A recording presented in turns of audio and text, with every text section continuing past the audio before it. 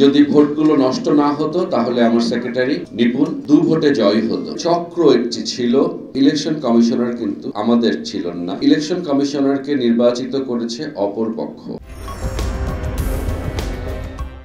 গত 28 তারিখে যে নির্বাচনটি হয়েছে তাতে আমার মনে হয় আমরা জয়লাভ করেছি।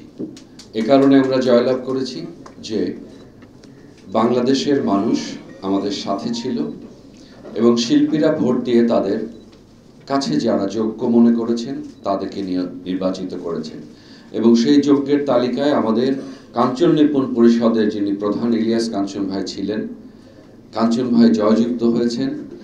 এটি আমাদের জন্য অনেক বড় পাওয়া এবং সেখানে সম্পাদকীয় যে পদগুলি ছিল সেখানে আমাদের এই পরিষদের অনেকেই এসেছেন, কার্যকরী পরিষদে এসেছেন। আমি মনে করি 4 বছরের একটি কমিটি যারা 4 বছর ধরে ছিল, আমরা একটি নতুন কমিটি এসে আমাদের এই অর্জন এটি অনেক বড় জয় আমাদের জন্য।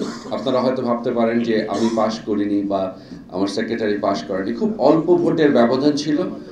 যদি ভোটগুলো নষ্ট না হতো তাহলে আমার সেক্রেটারি নিপুণ 2 ভোটে জয়ী হতো, কিন্তু যে ভোটগুলি নষ্ট হয়ে গেছে, ব্যালটগুলি নষ্ট হয়ে গিয়েছে, সে কারণে সেই ভোটগুলি হয়তো কাউন্ট করা হয়নি। সেগুলো নিয়ে আমরা পরে আলোচনা করব। আর ভোটের দিন সকাল থেকে শুরু করে ভোট গণনা পর্যন্ত সারাক্ষণ আমি তীব্র দৃষ্টি নিয়ে ইলেকশন কমিশনার বা ভোট যেখানে হয় সেখানে বসেছিলাম এবং আমার কাছে মনে হয় যে এই বসে থাকাটুকুর কারণেই অনেক কিছু যে প্ল্যানিং ছিল যেগুলি আমরা আগে থেকে জানতে পেরেছিলাম সেগুলো নির্বাচন কমিশনার করতে পারেননি। এখানে আমাদের জয় হয়েছে, তাদের ব্যর্থতা হয়েছে। আর আমি ধন্যবাদ জানাবো আমাদের যে মহান পুলিশ প্রশাসন থেকে আমরা যে সাপোর্ট পেয়েছি, সম্মানিত স্বরাষ্ট্রমন্ত্রী থেকে শুরু করে পুলিশের আইজিপি এবং 2 জন ডিসি 2 প্রান্তের বিপ্লব সরকার এবং হারুন ভাই সহ পুলিশের প্রত্যেকটি সদস্য যারা দিন রাত ওই ভোটের দিন সকাল 7টা থেকে নিয়ে শুরু করে রাত ভোর 5টা পর্যন্ত আমাদের প্রত্যেকটা সদস্যকে পাহারা দিয়ে রেখেছে, নিচ্ছিদ্র নিরাপত্তা বলয় তৈরি করে রেখেছে। কারণ কিছু থ্রেট ছিল যেটা বিগত দিনে আমরা বলেছি এবং এবার নির্বাচনে কোনো অপ্রীতিকর ঘটনা ঘটেনি। সে কারণে আমি ধন্যবাদ জানাই পুলিশ প্রশাসনকে, আমি ধন্যবাদ জানাই সারা বাংলাদেশের মানুষকে। ইলিয়াস কাঞ্চন নিপুণ পরিষদের পক্ষ থেকে আমি ধন্যবাদ জানাই আমাদের প্রত্যেকটি ভোটার, আমাদের প্রত্যেকটি শিল্পীকে।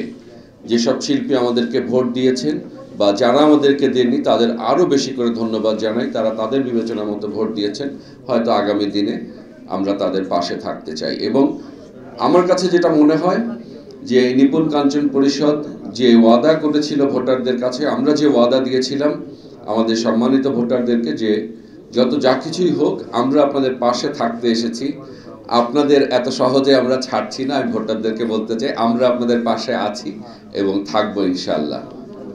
সো আর বিশেষ কিছু বলার নেই, তবে চক্র একটি ছিল, যে চক্র এবং আমরা বরাবরই খেয়াল করেছি যে ইলেকশন কমিশনারের ক্ষেত্রে যেটা হয়েছে, সেই ইলেকশন কমিশনার কিন্তু আমাদের ছিলেন না।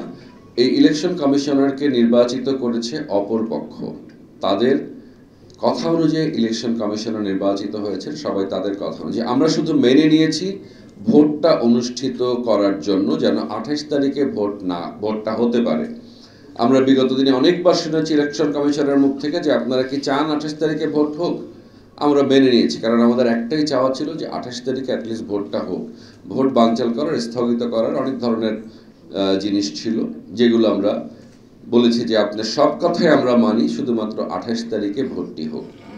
সো উনি বরাবরই আমি মনে করি যে আরেক পক্ষকে সহায়তা করেছেন, নিরপেক্ষতা ক্ষুণ্ণ করেছেন।